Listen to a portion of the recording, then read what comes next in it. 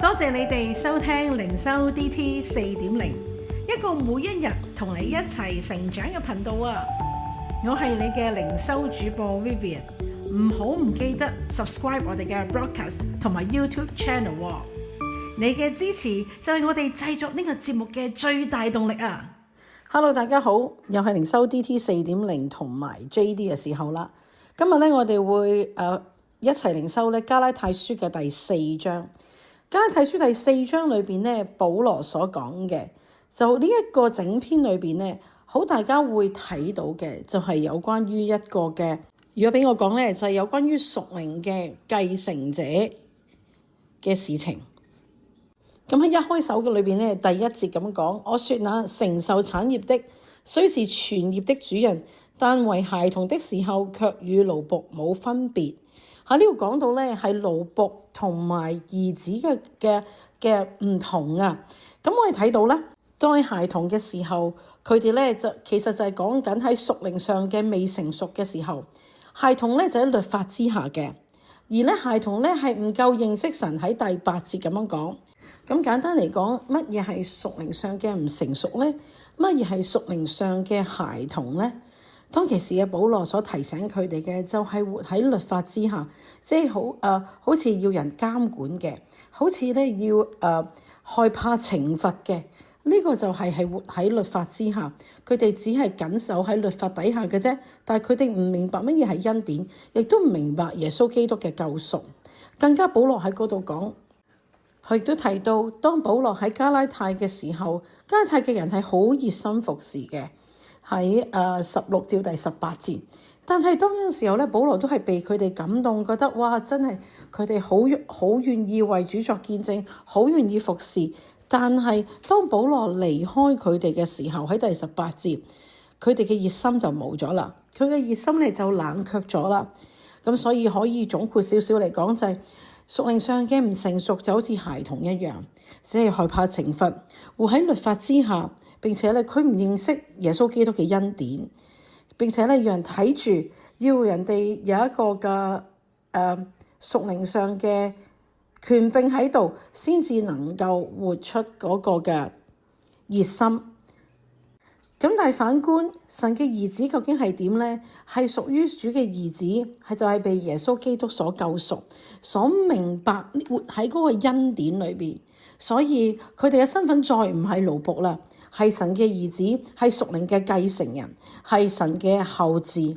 並且呢度提到咧，係聖靈所生嘅，係乜嘢意思咧？如果俾我去理解嘅就係，當我哋係一個基督徒嘅時候，我哋每一日我哋唔係活喺嗰個嘅律法之下。我哋唔係咧睇下究竟教會准唔准許，或者牧師准唔准許或者咧組長點樣講，而係我哋願意降服喺聖靈嘅帶領之下，願意聽聖靈所提醒嘅，願意係按住聖靈嘅心意嚟到做。所以當我哋每日行事為人嘅時候，聖靈嘅感動我哋嘅時候，我哋往往係唔單單係喺滿足喺律法嘅裏邊，更加喺主嘅感動同埋主嘅帶領同埋明白神嘅心意裏邊咧，去活出我哋每一日基督徒嘅樣式。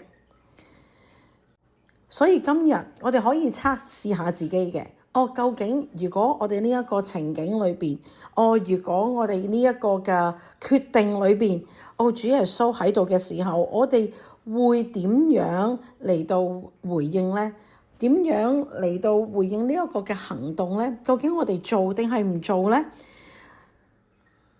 而唔係睇喺嗰個律法裏邊呢係點樣？究竟呢我哋係有冇犯嗰個律法？如果我哋冇犯規嘅話呢，哇，咁我哋就 OK 啦。唔係咁樣。今日其實呢，聖靈喺我哋裏邊嘅工作，都要我哋係行多一步，係能夠更貼近佢嘅心意，係做得喺更比律法嘅要求更多，讓我哋真係能夠明白，同埋能夠降服喺神嘅裏邊。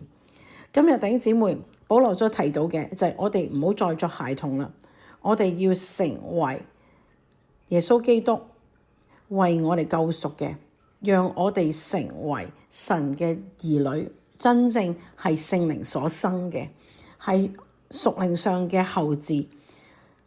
我哋會點樣嚟到活每一日我哋嘅生活呢？我哋會點樣嚟到去合上帝嘅心意呢？我哋點樣願意係行喺主嘅心意裏邊，而唔單單係滿足嗰個律法呢？讓我哋一齊嚟祈禱。藉住今日聖靈啊，求你住喺我哋嘅裏邊，俾我哋去更認識你，更知道你，俾我哋咧唔係單單係滿足嗰個嘅律法，滿足個規條，而聖靈啊，你俾我哋有一個柔軟嘅心，去領受你，去行你所喜悅嘅，去嚟到滿足你嘅心意，讓我哋係你嘅兒女，去貼近你嘅心，讓我哋咧去承受主啊你嘅恩典。多謝你。祝福我哋，俾我哋每一日跟隨你嘅時候咧，我哋好清楚啊，我哋一啲都冇疑惑啊，因為我哋願意跟住你嘅心意嚟到做。感謝你，讚美你主，聽我哋喺你面前嘅禱告，奉主名求，阿門。弟兄姊妹，祝福你哋有一個美好嘅一日，拜拜。